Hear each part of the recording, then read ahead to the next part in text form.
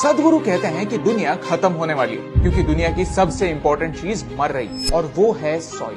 क्या बकवास है, सॉइल कैसे मर सकती है? सॉइल जिंदा थोड़ी है। बेशक सॉइल जिंदा होती है क्योंकि बस एक मुट्ठी सॉइल में 8 से 10 बिलियन जीव होते हैं। ये एक फैक्ट है। यानी पूरी दुनिया के ह्यूमन पॉपुलेशन से ज्यादा जीवन सिर्फ एक मुट्ठी सॉइल में, और इसी जीवन की वजह से हम गेहूं, चावल, फल, सब्जी सब उगाते हैं। और यही जीवन, यही माइक्रो ऑर्गेनिजम्स अब खत्म हो रहे हैं। लेकिन क्यों? यही जानने के लिए हमने सदगुरु से बात की। उनसे पूछा कि सेव सॉइल से हमें क्या फर्क पड़ता है। Every responsible scientist is pointing out the UN agencies have clearly stated we have only 60 to 80 harvests left in the planet. That means somewhere between 45 to 50 or 55 years. After that, we don't have the ability to grow food on the land because there is no nutrient in the soil. 27,000 species of microbes are going extinct per year. If it goes at this rate, in about 30 to 40 years, we will reach a point where we cannot grow food, and if we try to regenerate the soil at that time, it will take 150 to 200 years. That means death.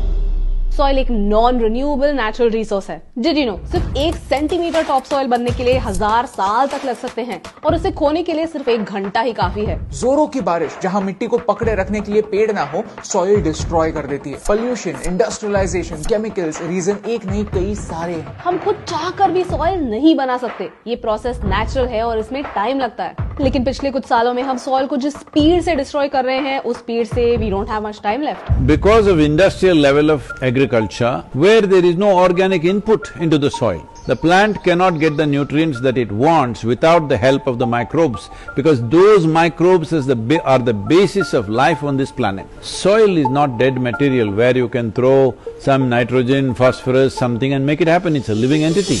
Interstellar movie आपने देखी होगी, वहां भी कुछ ऐसे ही problem को predict किया है, जहां हम एज ह्यूमंस इस मिट्टी को इतना डिस्ट्रॉय कर देते हैं कि कौन छोड़कर कुछ भी उगा ही नहीं पाते। यूएन कहता है कि हम हर 5 सेकंड्स में एक फुटबॉल के मैदान जितनी सॉइल डिस्ट्रॉय कर रहे हैं। इंडस्ट्रियल फार्मिंग, एक हद से ज्यादा केमिकल्स का इस्तेमाल, पोल्यूशन, 1 by 1 हम उसी चीज को मार रहे हैं जो हमें जीने का मौका देती है। पहले के जमाने में हम क्रॉप रोटेशन करते थे, जिससे सॉइल को रिकवर होने का मौका मिलता था, क्योंकि किसान स्मार्टली अपने क्रॉप सिलेक्ट करते थे। ऐसी क्रॉप्स की जोड़ी बनाते थे जो सेम न्यूट्रिएंट्स यूज ना करते हो, so that the soil doesn't get depleted at the same time, ताकि सॉइल को भी एक ब्रेक मिले, न्यूट्रिएंट्स रिप्लेनिश होने का मौका मिले। लेकिन अब मोनोक्रॉपिंग होती है और प्रॉफिट्स बढ़ाने के लिए सॉइल की बलि चढ़ती है। 2050 तक दुनिया का पॉपुलेशन 9 बिलियन तक पहुंचने वाला है। हमें आज से 1.5 गुना ज्यादा खाना लगने वाला है, लेकिन हमारे सॉइल की फर्टिलिटी कम हो रही। आने वाले बस 25 सालों में दुनिया में 30% कम खाना होने वाला है, यानी हर 10 में से 3 लोगों को भूखा सोना पड़ेगा, और इसीलिए हमें सॉइल को बचाने की जरूरत है। But today if we attempt this now if we take the necessary action by enshrining soil regeneration and ecological regeneration as a part of our national policies across the world, in 10 to 15 or maximum 20 years time, we can make a significant turnaround. Soil दुनिया का सबसे बड़ा recycling plant है जो दुनिया के organic waste को black gold में बदलता है, उससे खाद बनाता है। सॉइल दुनिया का सबसे बड़ा कार्बन रिजर्व है,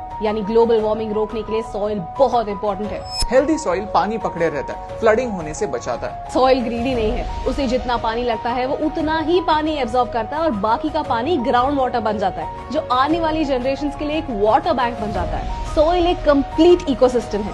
So I am 65 years of age and now I am riding 30,000 kilometers from London to Kaveri Basin. You know, 30,000 kilometers is not a joyride, but I am doing this because I want people to understand it's that urgent. लेकिन उससे क्या फर्क पड़ता है? इस सफर में सदगुरु दुनिया के उन तमाम इम्पोर्टेंट लीडर से मिलेंगे और उन्हें सॉइल का इम्पोर्टेंस समझाएंगे ताकि पॉलिसी लेवल पर चेंजेस आ सकें। People are saying, oh, why should you do this? I'm saying, why would you not do it? I'm asking. तो सदगुरु आपसे क्या चाहता है कि आप सॉइल के बारे में बात करें। #SaveSoil के साथ सॉइल के बारे में एक फैक्ट शेयर करें। From March 21st for 100 days, everybody should talk about soil for 100 days.